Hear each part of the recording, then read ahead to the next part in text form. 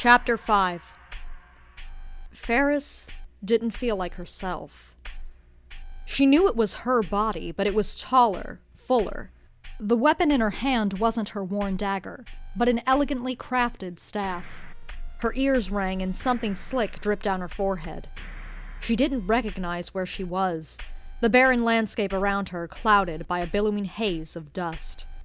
There were only two conflicting indicators at her feet: a ruined flag with the emblem of the kingdom of humans, and a discarded shield with the emblem of the kingdom of monsters. Beyond them, a lone figure stood with his back to her. She stared at him blankly. She couldn't move, not even as the figure's brilliant white eyes flickered in her direction, and a mass of spike-like shapes drove toward her from the earth. In seconds, she felt them pierce straight through her torso. Gravity impaled her further as she was lifted off her feet, a dark fluid choking her from the inside as her damaged lungs screamed in agony. Her attackers stared at her writhing form a moment longer before summoning another spell. A single magic bullet shot straight through her head. "Get up!" A piece of bread was thrown at her face, waking her up from the grim dream. Ferris sputtered out crumbs as she rose up to lean against a nearby tree. She already knew who gave her the rude awakening. Castellar had his back to her as he knelt in front of a tiny, smokeless campfire, just big enough to heat up a small pot of broth left over from the previous night. He passed a cup of the mixture her way to dunk the bread in. It wasn't much of a breakfast, but they planned on getting more food very soon. After 3 days of traveling, they were close to a settlement stationed along the two kingdoms' borders. Although it was more of a checkpoint than a village, plenty of merchants passed through there. They could get anything they possibly needed before crossing into the Monster Kingdom. Kira was already contently eating beside her, practically lapping the broth between bites. Seeing her like that, the older sister's irritation somewhat ebbed.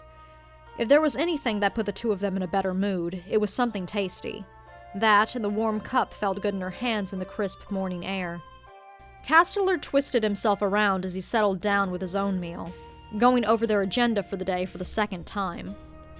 "We won't need to get too many supplies, so we should be in and out quickly. Also, remember to keep your head down. Just because we're on the border doesn't mean it's perfectly safe. Some monsters could try to attack you, just as much as some humans could try attacking me. It'll be even more important for you two to stick close when we cross over." So far, he seemed to have everything all figured out. He'd found her without a problem and had planned their exact route in advance. Whether they liked it or not, he kept them on a tight schedule. The only reason why they had to pause their journey now was because he only packed enough supplies for 2 people instead of 3. Even with their added share of loot from the mage hunters, it wouldn't last long enough to get them to the other side of Ebott. Ferris took a deep swig of the broth before speaking. "You know, we could move out a lot faster if you just let us handle part of the shopping." "And give you a chance to run off? I don't think so. Can't blame a girl for trying." To be honest, she would have settled for taking half his money. As things were now, she and Kira were stuck depending on him for everything. If they did shake him off at some point, it would be difficult if they couldn't support themselves. Well, there'd be plenty of suckers in the future. "Then tell me about the Monster Kingdom. Or the Guild some more. I want to know exactly what I'm getting into." "Eat now, talk later. You can ask all the questions you want while we're moving." She frowned. It wasn't that Castellar was good for conversation. The two of them fought for most of the trip thus far, but anything beat pure silence. She didn't exactly want to rush onward after having such a bad night either. Still, following the example of her traveling companions, Ferris shoveled down her breakfast as quickly as possible. Ugh! Now that she thought of it, the skeleton was more than just a traveling companion. If they followed him all the way to Arnaud's Guild, they'd probably end up working together too. Considering how she could barely stand him for the few days since they'd met, she could barely imagine putting up with him for the entire span of a lifelong career. "Can you at least tell me if we'll be meeting any other mages from Arnaud's before we get there?" she sighed. Maybe they would tell her something he wouldn't. The sooner she had enough information, the sooner she could decide if it was best to turn tail or not. "They only sent me," came the reply. "You'll have to wait to meet anyone else." "I think they sent the wrong person." A young monster traveling by himself through human territory couldn't have been their first pick. If anything, Ferris thought they should have sent another Crimson Mage. Then again, Castellar had already proven to be more than capable of protecting himself. Maybe they just sent him based on who they thought could keep her in check. In a span of about 15 minutes, they cleared their camp and headed on their way. In about 2 hours, they reached a hill overlooking the settlement. From that distance, they could see guards from either kingdom patrolling the border, and a caravan pulled in toward the small cluster of buildings that made up the checkpoint. They made their way down at a casual pace. To onlookers, the three youths were a curious bunch of travelers, but not overly suspicious, too young and too worn out to do any harm. As such, the trio had no problem entering the area, and no one bothered to press them on why they were there. The closer Castellar and the two sisters drew to the heart of the settlement, the narrower and more cramped their path became. It seemed that there were almost as many caravans as there were people, all parked to rest or cater to other travelers. They sold every kind of ware a person could think of: fabrics, raw minerals, regular and magic-based foods, luxury items from outside the two kingdoms. The first stop the skeleton made was at a clothing vendor, selecting the first pair of cloaks he could get his hands on. He also bought 2 masks, the kind Ferris had heard of people wearing at large carnivals. He shoved one of each of the 2 items into the girl's arms. "Pull up your hoods after you put these on, and keep your hands hidden. So long as no one thinks to check you, people should assume you're both jester-type monsters." Given how many of the masks were for sale, it must have been a fairly regular practice. Ferris helped Kira don on the costume before her own. As they left to visit the next vendor, she made sure to keep her little sibling close by to avoid losing her in the crowd. Across the street, near the settlement's lone tavern, were a group of mages. She could tell that much by the way they dressed, and since at least one of them carried a staff tipped with silver. It was a coveted metal among magic users, known for its relation to the soul. Anything from guild insignias to shackles to weapons could be made from it, as it could either help channel or trap magic, bringing out or locking down a mage's abilities. At this distance, she couldn't tell what guild or noble the mages served. Since her sister was distracted, looking over baskets of fruit, Ferris leaned closer to Castellar to mutter in secret, "I've always thought that my magic must be pretty valuable, but I've really been thinking on it a lot since you said so many other mages could be after me." "If you knew what to do with your magic, you'd already be employed," he countered, then glanced over his shoulder to see why she was bringing that up now. He gave the group an unimpressed look. "I don't know who they are, but they might be interested in gaining a seer, right? If you want to cause a scene and get them killed, be my guest," he frowned at her. He then leaned toward her, seemingly with the intention of handing her an armload of fruit. In reality, it was to hide from the many watchful eyes around him, as he continued in a much softer voice. "Do you know what dangerous people would do to someone with your power? They can't afford to kill you, since it'll just be harder to catch you a second time. So instead, they'd tie you up, torture you, and leave you to rot in a cage until your will completely shattered. So, be glad that few others know what you are." She didn't react to Castellar's warning. She was angry at him more than anything for shooting her down like that.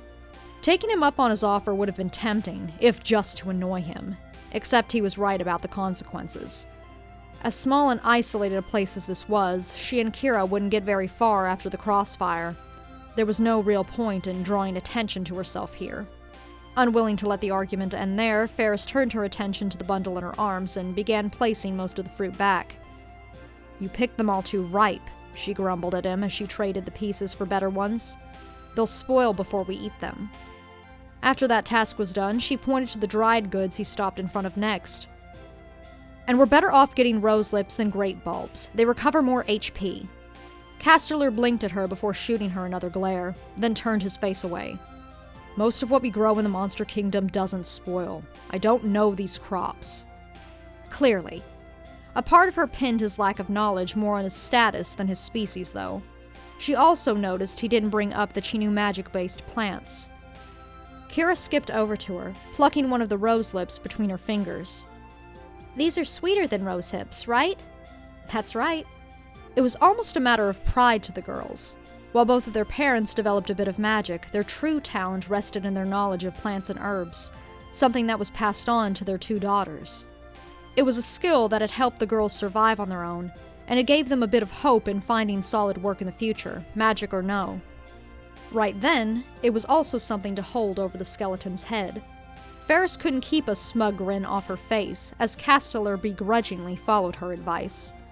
The trio's shopping continued in relative peace. Ferris and Castellar kept their bickering to a minimum. The latter had plenty of fun, so he didn't try haggling with anyone even when he probably should have. There was only one other interruption. As they were walking by a man with a particularly loose purse, Ferris feigned bumping into him in order to snatch it. In turn, after they were several meters away from her victim, Castellar yanked the purse out of her hands and threw it onto a nearby rooftop. She was learning to hate him a little more every day. The trio finished their errands in nearly an hour, and made their way straight for the Monster Kingdom from there. Before they got very far, Ferris noticed that they were being tailed by one lapine monster, and another that looked like its body was fashioned from stained glass. Castellar slowed down a little and murmured, "I see them. Keep going." They marched on. It took hardly any time to reach the other side, but before they could step out onto the empty road, a figure stepped in front of them from a nearby guard post. It was an absolutely gorgeous female monster. While human in shape overall, her body was deathly pale, and her abnormally long hair was a brilliant white. A mass that looked like a giant snowflake grew out of her head, fitting her like a crown or halo, as though she had stepped out of one of the paintings the girl saw in church. Light blue robes draped delicately over her tall, slim form. "Avalbanshee," the skeleton greeted, his mouth drawn in a firm line. "It's strange to see you up and about on a hot day. You hate summer." The woman nodded, keeping a cool smile. "I do. But Valda needed something picked up in the area, and I happened to be close by." Her gaze shifted to the two girls. "How lovely! You don't usually keep friends." Kira hugged her sister from behind. "Ferris?" She gritted her teeth. She felt it too, the inspecting pressure of another being's magic on her soul. Avalbanshee flashed her teeth at them. "Can we talk?" she asked. "It has been a while." The lapine and stained glass monsters inched closer to the trio from behind. Ferris nudged Kira between herself and Castellar for protection. "We're in a bit of a hurry," he answered, his voice dipping threateningly. "I see. Then why don't you hurry along, and I can speak with your friends instead?"